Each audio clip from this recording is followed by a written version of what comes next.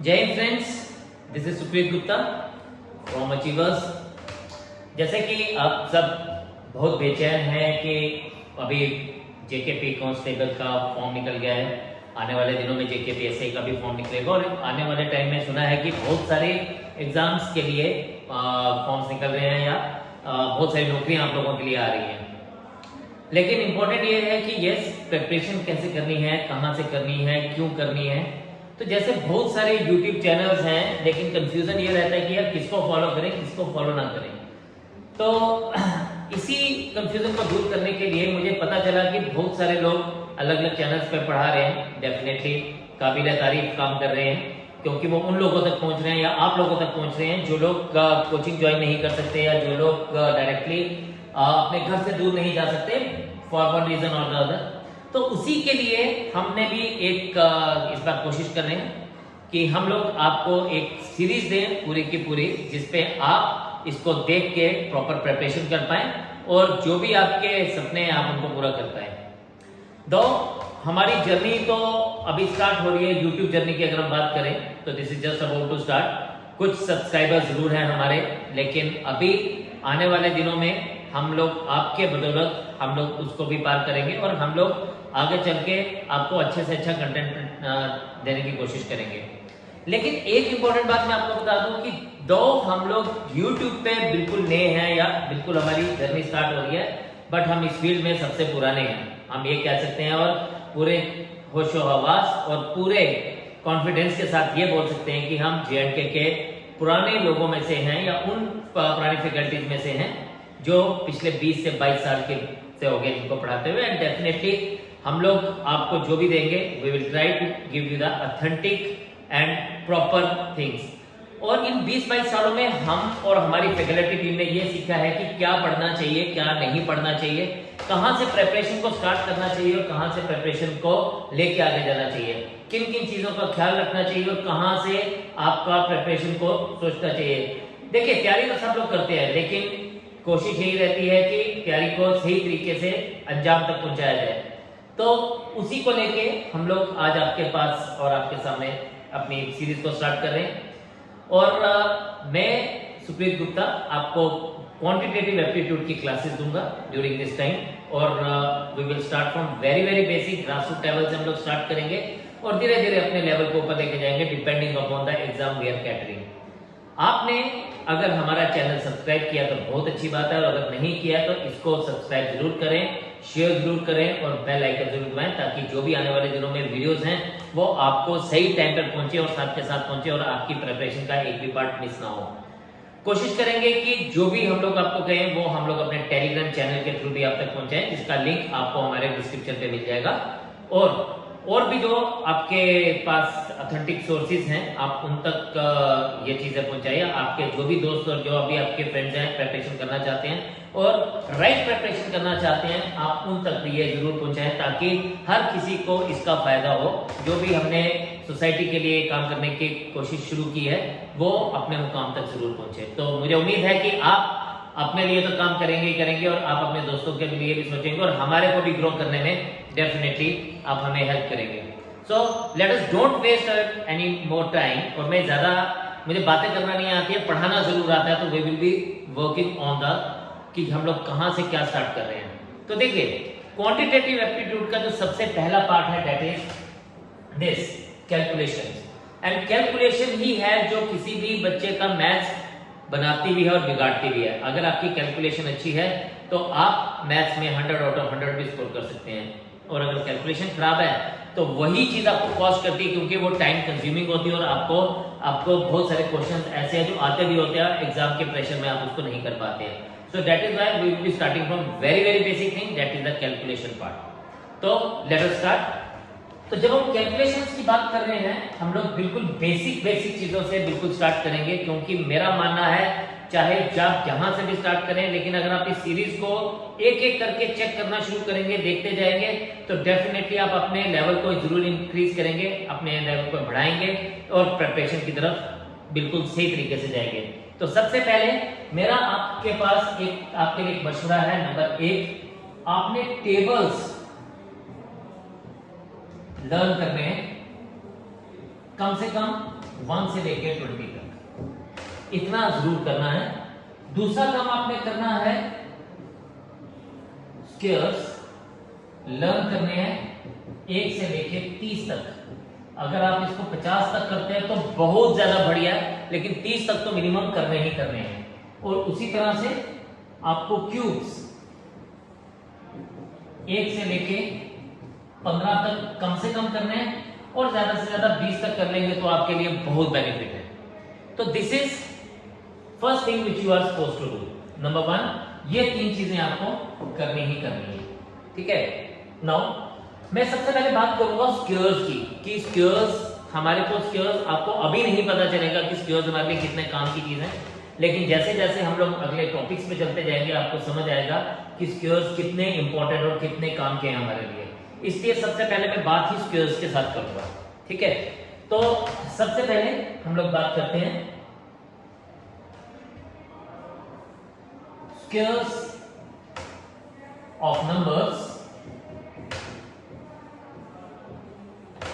ending with 5।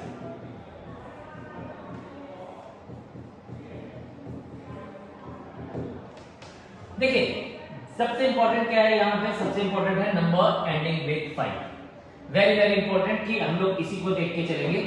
For example 5 15 का square, for example 25 का square, for example 35 का square, 45 का स्क्वायर, और ऐसे करते करते आप 115 का स्क्वायर,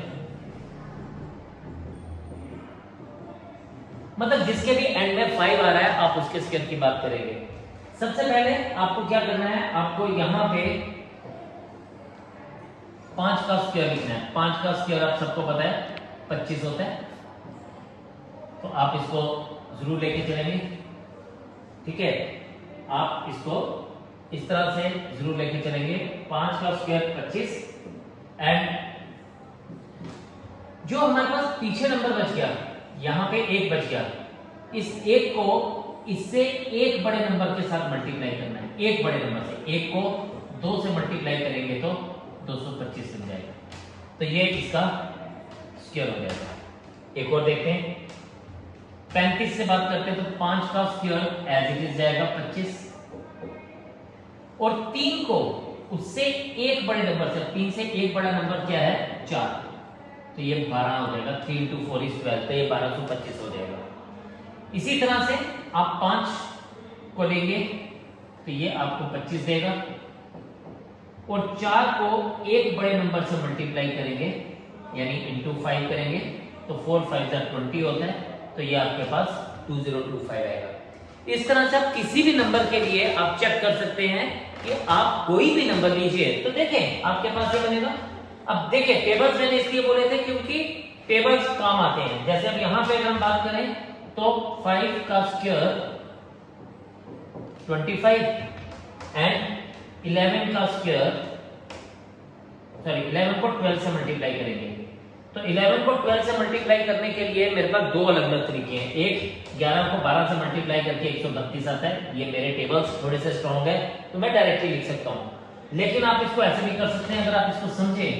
ये सब चीजें हमने दिमाग में करनी है और इसको इस्तेमाल करना है। 11 into 12 का मतलब क्या है कि आप 11 को 11 बार मल्टीप्लाई करके उसमें एक और ऐड कर लें, यानी इसको मैं ऐसे लिख सकता हूं 11 into 12 को 11 into 11 प्लस 1, और अगर आप इसको देखें तो ये हमारे पास क्या बन जाएगा, ये बन जाएगा 11 का स्क्वायर प्लस 11। आप देखो स्क्वायर इंपॉर्टेंट है ना, 11 का स्क्वायर 121, तो ये 121 आ जाएगा, प्लस 11 132। अब मेरे को बहुत सारे बच्चे बोलते हैं कि सर 11 को ऐड करने के लिए भी कई लोग वीडियो में गिनते हैं, कई लोग इसको लिखना शुरू हो जाते हैं, तो ऐसा नहीं करना है। क्या करना है इसके लिए, 121 में 11 ऐड करने के लिए पहले आप सिर्फ 10 ऐड करें। किसी भी नंबर में आप 10 ऐड करेंगे तो अगली सीरीज का सेम नंबर हो जाएगा। जैसे 121 में 10 ऐड करेंगे 131 बनेगा, फिर 10 ऐड करेंगे 141 बनेगा, फिर 10 ऐड करेंगे 151 बनेगा, फिर 10 ऐड करेंगे 161 बनेगा। तो आपको समझ आ रही है कि 10 ऐड करते हो तो अगली सीरीज का सेम नंबर मिल जाता है, मतलब 2 वाली सीरीज से 3 वाली सीरीज पे, 3 वाली सीरीज से 4 वाली सीरीज पे। तो आप इसको तोड़ दो, 121 में 10 ऐड करोगे तो 131, 131 और एक बच गया वो और ऐड करोगे तो 132, तो आपको सीधा ये 132 मिल जाएगा। तो वही 132 हमने यहाँ पे यूज किया। तो चलिए एक और एग्जांपल देखते हैं ताकि बात मेरी जो आपसे हो रही थी आप उसको अच्छे से समझ पाए। तो जैसे हमारे पास है 165 का स्क्वायर। अब देखिए 5 का स्क्वायर तो हमें सीधा मिल जाता है 25, लेकिन यहाँ पे हमें 16 को उससे एक बड़े नंबर 17 से मल्टीप्लाई करना है। अंडरस्टैंड इट वेरी केयरफुली, बड़े ध्यान से समझिएगा। एक बार समझ लेंगे तो कभी भी प्रॉब्लम नहीं आएगा। 16 को 17 से मल्टीप्लाई करना है, मतलब 16 से 17 से मल्टीप्लाई करने का मतलब है कि हमने 16 को 17 बार ऐड करना है, इसका मतलब ये होता है। तो हम क्या कर रहे हैं, हम 16 को 17 को लिख रहे हैं 16 प्लस 1। तो इससे क्या होगा, इससे हमें ये 16 का स्क्वायर मिलेगा प्लस 16। अब 16 का स्क्वायर आप सबको आना चाहिए, जैसे मैंने आपसे रिक्वेस्ट किया कि आपको स्क्वायर्स कम से कम 25 नहीं तो 30 तक तो पक्का आना चाहिए। तो 16 का स्क्वायर होता है 256। Now challenge is adding 16 in the mind. यहां पे दिमाग में इसको करना है। कैसे करोगे, 256 में 10 ऐड करोगे तो 266, फिर 6 और ऐड करोगे तो 272, तो ये आपके पास 272 हो जाएगा। सो हमारा ये वैल्यू क्या बन जाएगा, 27225। इस तरह से आप किसी भी नंबर को यूज कर सकते हैं इसको इस तरह से लेने के लिए। तो ये हमारी ट्रिक नंबर 1 थी, जब हम लोगों के पास नंबर्स जो हैं वो 5 से एंड हो रहे हैं। तो ये जस्ट एक ग्लिम्स है कि हमारा कोर्स कैसे स्टार्ट होगा, हम किन किन चीजों से स्टार्ट करेंगे और हम कैसे कैसे आगे चलेंगे। ये छोटी सी ट्रिक आप सबके लिए, और आपको मैं ये गारंटी देता हूँ, ये एश्योरेंस देता हूँ कि हम लोग जो भी पढ़ेंगे वो आपके एग्जाम में काम आने वाला। जो भी हम यहाँ पे पढ़ाएंगे, हमारा एक्सपीरियंस कहता है कि वो हम लोग आपको प्रॉपरली पढ़ाएंगे, बताएंगे और आपको पेपर क्लियर करने के लिए सक्षम बनाएंगे। अगर आप इस सीरीज को आगे लेके जाना चाहते हैं तो मुझे आपका सपोर्ट चाहिए। आप मुझे बताइए, एक तो इसको शेयर करिए ज्यादा से ज्यादा, और कमेंट बॉक्स में ये जरूर लिखिए कि yes we need the course, yes we need the course. This course will be entirely free of cost for all of you. हमारा मकसद ये है कि हम लोग ज्यादा से ज्यादा लोगों को अपने मुकाम तक पहुंचा पाए और इस तरह से हम समाज की, सोसाइटी की, देश की सेवा कर पाए। बहुत बहुत धन्यवाद, थैंक यू वेरी मच, जय हिंद, hope to see you again, God bless you all. Striving for your career.